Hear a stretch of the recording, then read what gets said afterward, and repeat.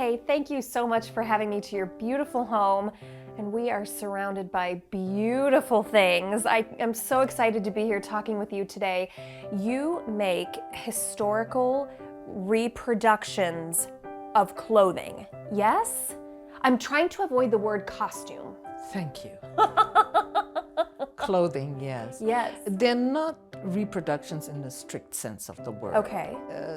Reproductions, that's a word a lot of people fight over who do the kind of things we do.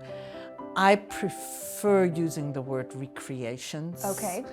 Because I am obviously living in 2021. And I obviously have access to material, methods, research, etc., that is available today. Right. So it's not like I'm taking a period clothing item and reproducing it exactly. Let's start at the beginning. When did you even start sewing?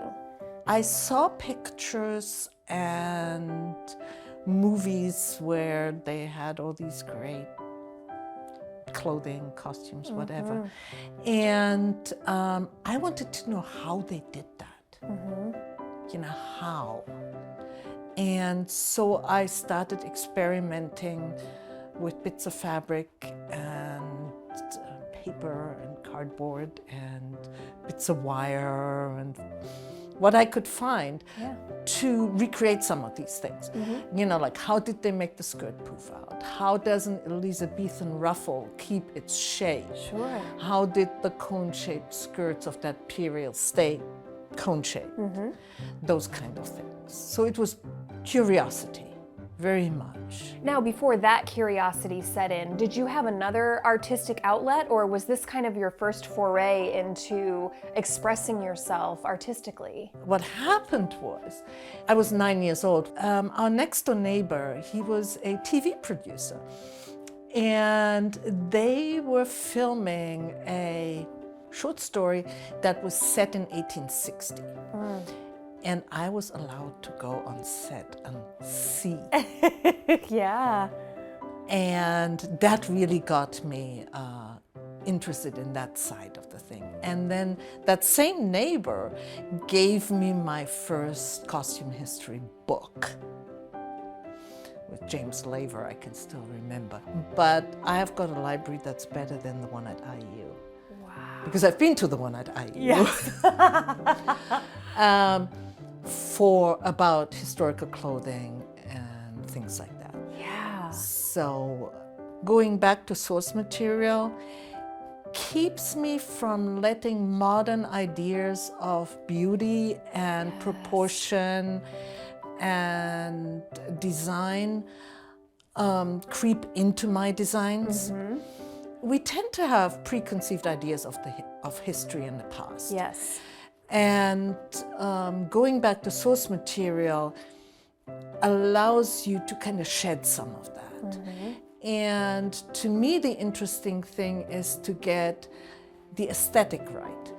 The aesthetic and the feel and proportions and things like that. And then I start sketching helps you kind of zoom in on that. So there's a lot of rubbing out involved too and throwing away and stuff, because you look at it the next day and you say, well, that isn't the aesthetic that I've seen in period publications. Right. Or paintings or that. So I control myself all the time to not let modern ideas of what we think it was sneak in. You've mentioned your tremendous library of source material. How much of that is photographs or sketches, probably, and how much of it is instructional? When did you start learning how? You were obviously curious and experimenting, but when did you start really learning the techniques that help produce these pieces? I taught myself to sew using modern sewing patterns, etc., mostly Burda. I lived in Germany at the time, so that was what we had. When I first handled my first original garment and looked at how it was actually done, it was easy for me to shed again this is how you must do it thing. Right. If you reproduce a garment that is from the 1860s or the 1840s or 1820s, they didn't have those how-to books. Right. Sewing instruction books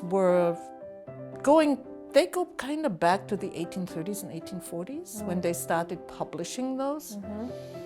But they would have been purchased by seamstresses or designers.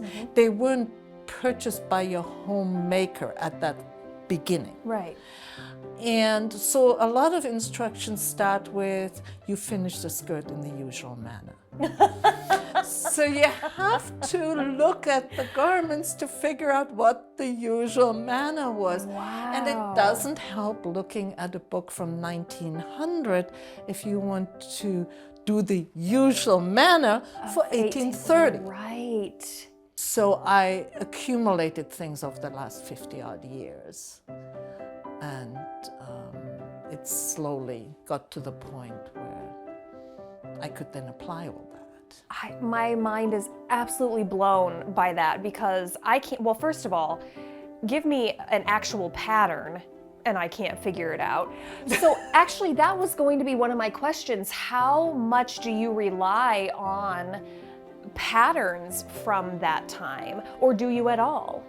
I started collecting full-size paper patterns approximately 20 years ago. And the reason was because collecting original garments takes an awful lot of space. Sure.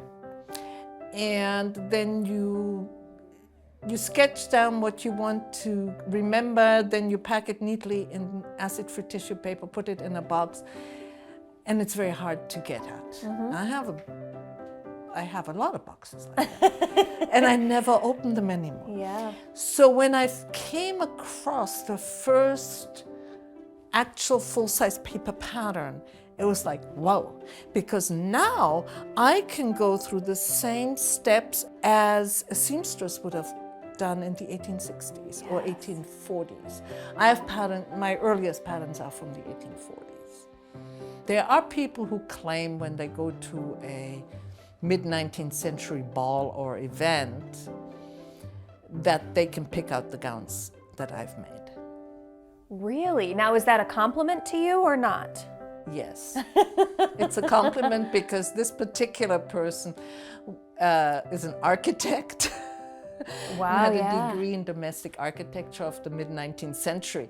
So he was zoomed in on the aesthetics, Right. etc. of that And the period. structure, I would imagine. Yeah, things really bleed over. You can't just study clothing. Because if you study clothing, you also have to study industry and infrastructure, chemistry for dyes. Yes. All that kind of stuff.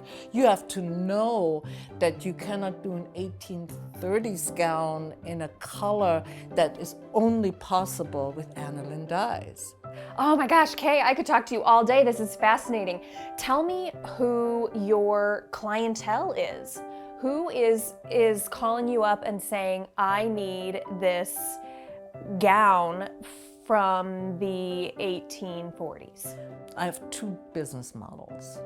One is we produce at a pretty large scale ready-made garments. Okay. Most of those are not sewn by me. I pick the fabrics, I pick the designs, but I have people who will make them for me. They will go into stores in Gettysburg and places like that. They're online. People who tend to buy those are people who are into living history, into Civil War reenacting, that kind of thing, but also a film company.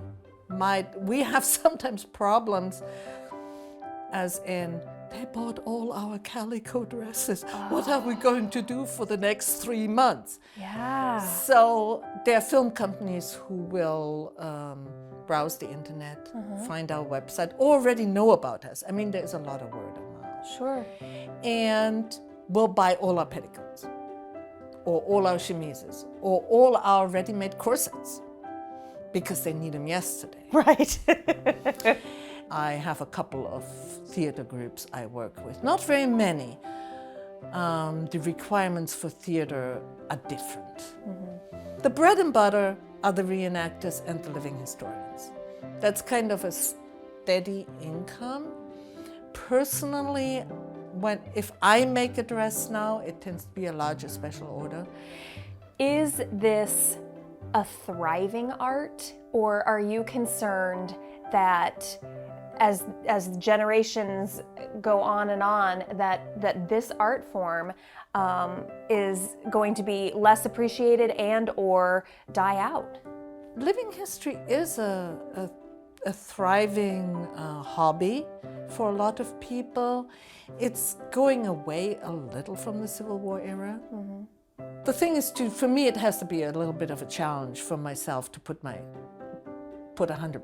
into it. Sure. Production sewing is not what I enjoy doing. I will do it. I've sewn petticoats, but I'd rather not. Right. You know, sometimes you have to do things just for turnover, and sometimes you get to do the fun things. Yes. You know. Kay, like I said, I could talk to you all day. I have about 1,000 more questions, but I'm gonna stop here and just thank you for your artistry and your craftsmanship.